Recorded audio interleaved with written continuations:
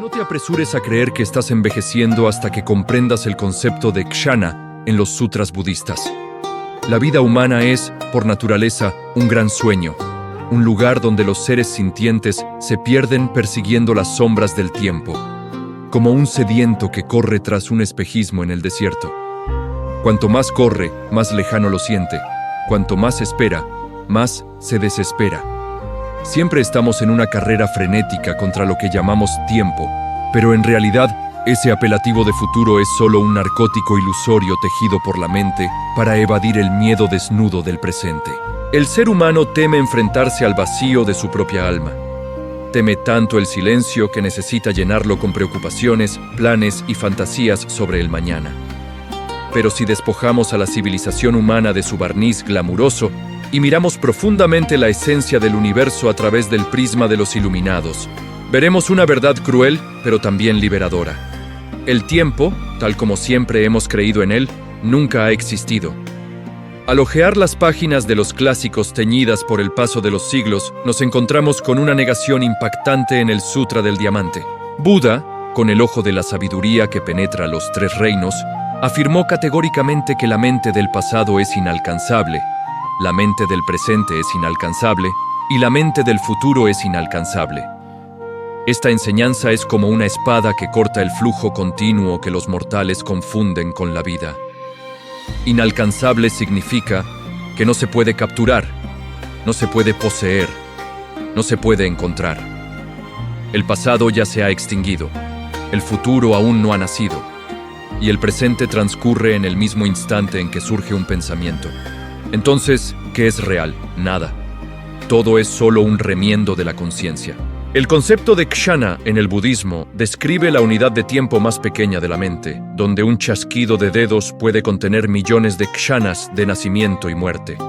El mundo que ven los ojos físicos no es en realidad un flujo continuo, sino la sucesión de innumerables kshanas que nacen y mueren sin cesar. La existencia de todas las cosas es como la llama de una vela. La llama que vemos ahora parece idéntica a la del segundo anterior, pero en realidad el combustible es distinto, el calor es distinto. La llama vieja ha muerto y una llama nueva ha nacido instantáneamente. Nosotros, sonámbulos en este mundo terrenal, confundimos esa similitud con la perdurabilidad, confundiendo esa cadena de nacimientos y muertes fragmentados con una línea de tiempo recta. Si la escuela budista usa el ojo de la sabiduría para ver la interrupción del kshana, el taoísmo utiliza la visión vasta del universo para dibujar un círculo infinito. Lao Tse y Chuang Tse, sabios que se mantuvieron fuera del ciclo de la fama y la fortuna, nunca vieron el tiempo como una flecha que vuela sin retorno. Para el taoísmo, el tiempo es un círculo, la alternancia del yin y el yang, la ley de que cuando las cosas llegan a su extremo, deben revertirse. No hay un comienzo absoluto ni un final eterno. Cuando el invierno se agota, llega la primavera, la luna se llena y luego mengua. El agua se evapora en nubes para luego convertirse en lluvia que cae sobre la tierra. Bajo la mirada del Tao, los conceptos humanos de progreso o futuro resultan ingenuos y ridículos. El ser humano cree estar caminando por una senda recta hacia la civilización, pero en realidad solo está repitiendo los errores y tragedias de sus antecesores bajo formas más sofisticadas. Sin principio ni fin, el lugar del comienzo es también el del final. Al comprender esta lógica, el sabio ya no espera con ansiedad el futuro ni lamenta con melancolía el pasado, porque cada momento contiene el universo entero. El movimiento del cielo y la tierra es cíclico. Es solo la mente humana la que, en su codicia, desea prolongar eternamente los momentos de placer y rechazarlos de dolor, y de ahí nace lo que llamamos la duración del tiempo. Para demostrar esta ilusión bajo la luz del conocimiento moderno, la vida humana es como ver una película de celuloide. Nuestros ojos ven a los personajes moverse, ven tramas intensas, lágrimas y sonrisas fluyendo continuamente. Pero, ¿cuál es la cruda verdad física detrás de ese telón de terciopelo? Son solo miles de fotogramas estáticos, inertes y sin alma, apilados y proyectados a gran velocidad ante una lámpara. No hay movimiento real, solo la sustitución continua de imágenes fijas. El cerebro humano, con su mecanismo biológico limitado pero sofisticado, rellena automáticamente los huecos entre esos fotogramas, creando la ilusión del movimiento. La vida es exactamente igual. Cada kshana que pasa es un fotograma estático. El yo del instante anterior ha muerto. El yo del instante posterior acaba de nacer.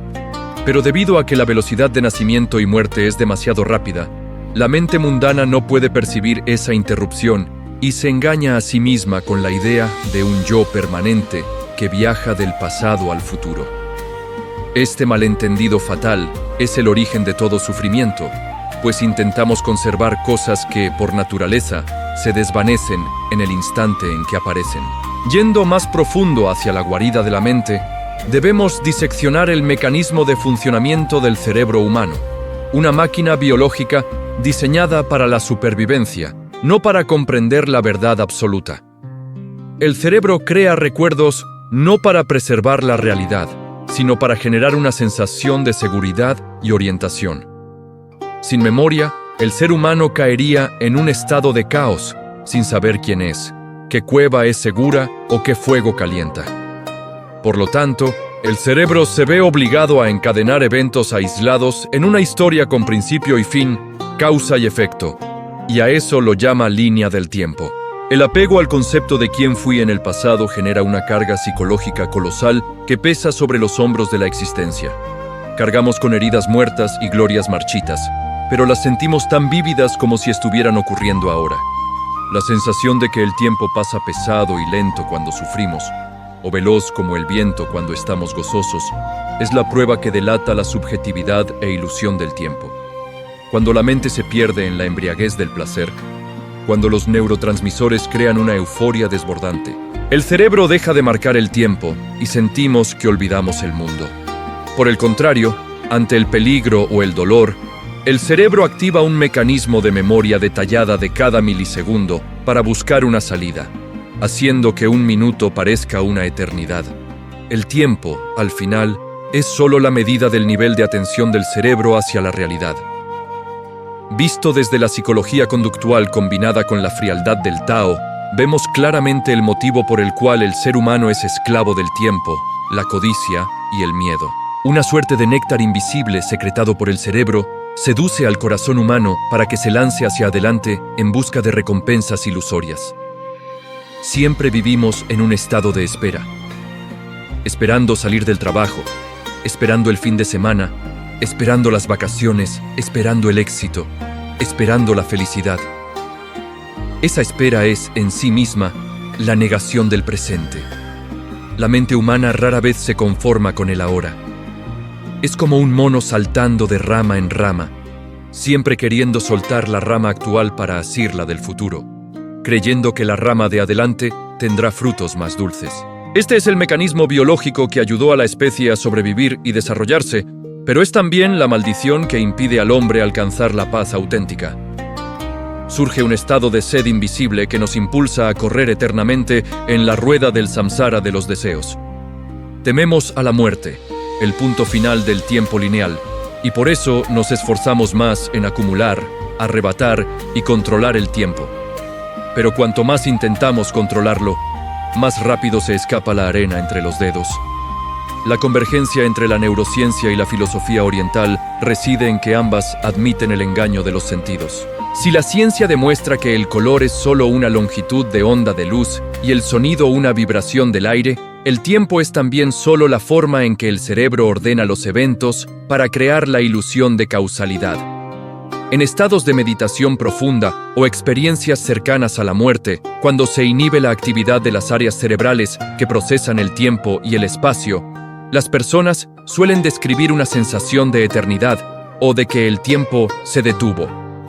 Eso no es una alucinación. Quizás es el momento en que el ser humano toca la verdadera esencia de la realidad, un vasto bloque de estar siendo, inmóvil y silencioso. En ese punto, el pasado, el presente y el futuro colapsan y se disuelven entre sí en un único punto. El taoísmo llama a esto regresar a la vacuidad, donde las cosas aún no se han dividido y el yin y el yang no se han separado.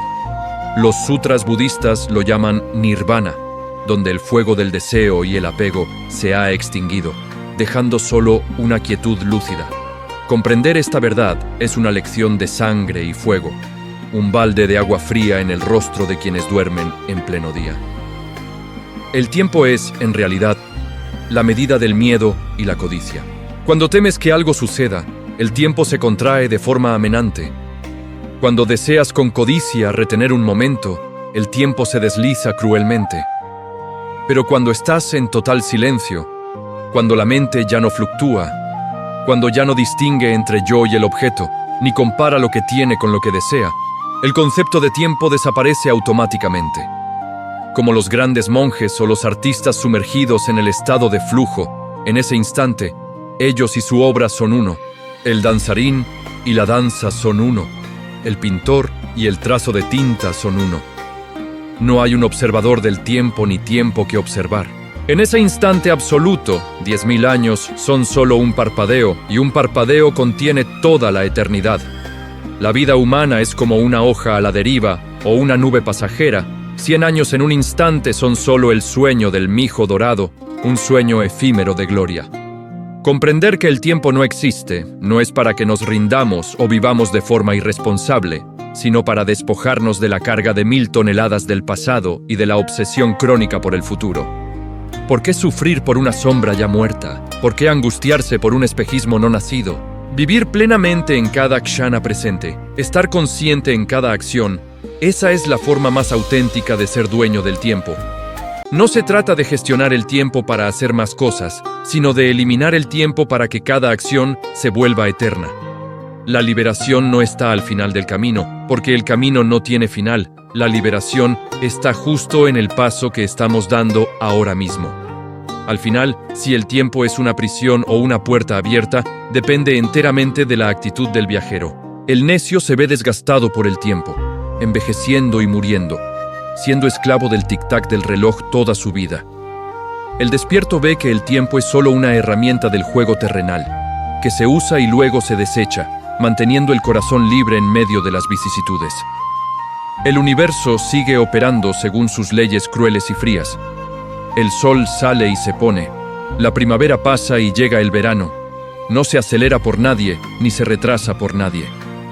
Es solo el corazón humano el que genera tormentas y dibuja fantasmas de tiempo para luego asustarse de ellos.